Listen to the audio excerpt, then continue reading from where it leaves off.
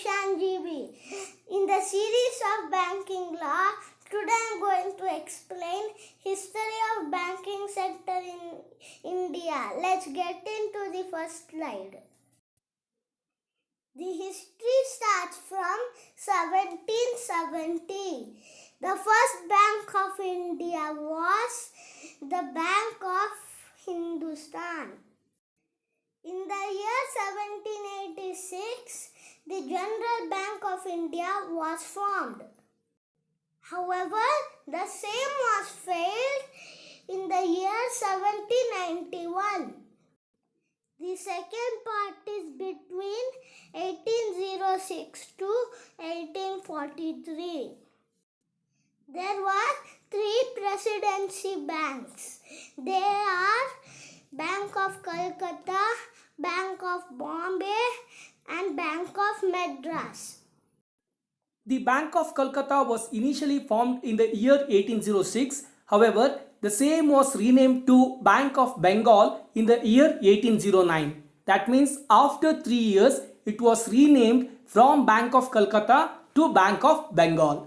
And the Bank of Bombay was formed in the year 1840, and after 3 years, Bank of Madras was formed in the year 1843. These were the three presidency banks which came into existence between 1806 to 1843.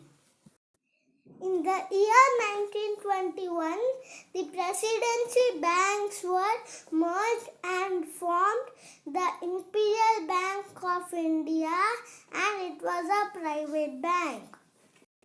In the year 1935, the Reserve Bank of India was formed under the Reserve Bank of India Act 1934. In the year 1955, the Imperial Bank was renamed as State Bank of India based on the recommendations made by A.D. Gorewala Committee.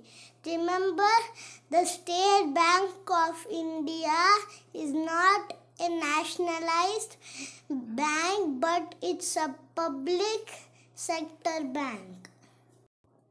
In the year 1959, 8 banks were attached to State Bank of India.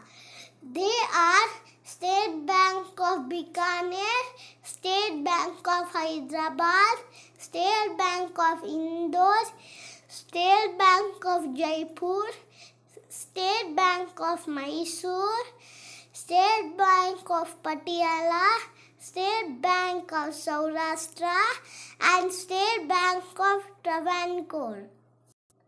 There are further details on this which my father will explain in the next slide. The last part is the nationalization of banks which happened in the year 1969 and 1980. In the year 1969, 14 banks were nationalized, and in the year 1980, another 6 banks were nationalized. My father will share more details on the same in future slides. In a nutshell, we need to remember that there are 7 major milestones as far as history of banking sector in India are concerned. And the story begins from the year 1770 with the first bank coming into existence in the year 1770 by name of the Bank of Hindustan. There was one more bank which came into existence in the year 1786, that was the General Bank of India, which couldn't play for more than 5 years and existed from the market from the year 1791, which means it failed to continue. The next part comes between the year 1806 to 1843 with 3 presidency banks coming into existence. They are the Bank of Calcutta, Bank of Bombay and Bank of Madras. Bank of Calcutta was initially formed in the year 1806 and it was renamed as Bank of Bengal in the year 1809. Then Bank of Bombay came in the year 1840 and then Bank of Madras came into existence in the year 1843. And initially they were playing the role of the central banks of India, and in the year 1921 these presidency banks were merged and the Imperial Bank of India came into existence, and it was a private bank. That is a very important aspect you need to remember. Then comes the Reserve Bank of India in the year 1935 under the Reserve Bank of India Act 1934.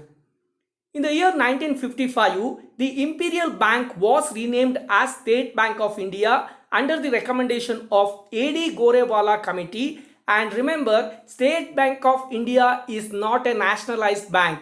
It is a public sector bank, and we shall understand this concept in future videos.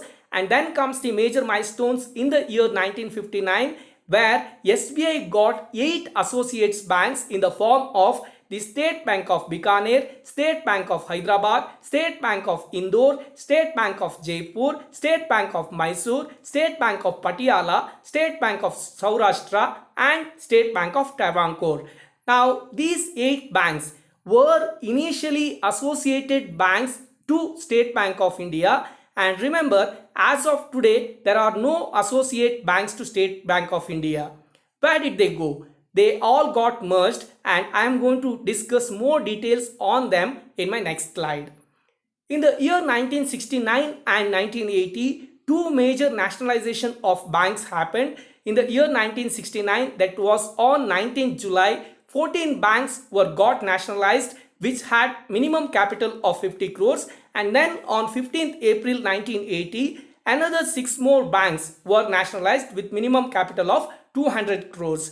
The list of these banks also I am going to explain in my future slides. First, let us try understand the story of 1959, that is the associate banks and they getting merged with SBI in my next slide. Before getting into merger of associate banks to SBI, we need to understand there was one internal merger between the banks, that was between State Bank of Bikaner and State Bank of Jaipur. They both got merged in the year 1963 and got the name of State Bank of Bikaner and Jaipur. And as of today, as I have already told, there are no associate bank because all of them are got merged with SBI as below. The State Bank of Saurashtra was got into merge with SBI in the year 2008, and the State Bank of Indore got merged with SBI in the year 2010. And the 5 other banks got merged with SBI during April 2017. They are the State Bank of Bikaner and Jaipur, the State Bank of Hyderabad, the State Bank of Mysore, the State Bank of Patiala, and the State Bank of Travancore. The nationalization of banks happened in 2 slots. First in the year 1969, where 14 banks got nationalized with minimum capital of 50 crores, and the second slot happened in the year 1980, where 6 other banks got nationalized with minimum capital of 200 crores, and as of 2020, there were total of 20 banks got nationalized. In the year 1969, the Allahabad Bank, which is now called as Indian Bank, the Bank of Baroda, Bank of India, Bank of Maharashtra, Central Bank of India, Canara Bank, Dena Bank, which is now called as Bank of Baroda, Indian Bank, Indian Overseas Bank, Punjab National Bank, Syndicate Bank, which is got merged with Canara Bank, UCO Bank, Union Bank of India, United Bank of India, which is now got merged with Punjab National Bank. These were the 14 banks which got nationalized in the year 1969, and the Andhra Bank, Corporation Bank, Oriental Bank of Commerce, New Bank of India, Vijaya Bank, and Punjab and Sindh Bank got nationalized in the year 1980. With that, I am concluding this session.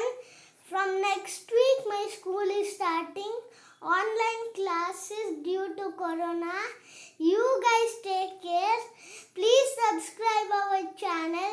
Thank you.